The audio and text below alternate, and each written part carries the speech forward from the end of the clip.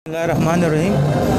पहली बात तो ये है कि आज हम आज़ादी की खुशी मना रहे हैं, तो मैं समझता हूँ कि आज़ादी की कदर उन लोगों को ज़्यादा होती है जिन्होंने कैद व बंद बर्दाश्त की और तकलीफ़ें बर्दाश्त की है। आज से हम सबको ये अहद करना चाहिए कि आज़ादी का मकसद क्या है।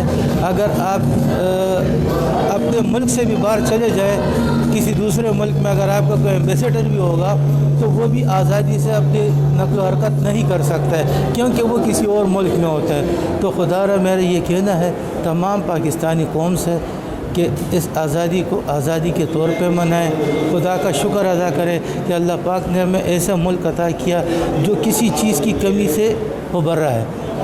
अगर हम किसी भी तरफ देखें, किसी भी मुल्क में देखें तो कहाँ पे कुछ चीज़ की कमी है, कहाँ किसी चीज़ की कमी है, लेकिन अल्लाह का ये लाख लाख एहसान है कि हमारा मुल्क पाकिस्तान हर चीज़ से माला माल है।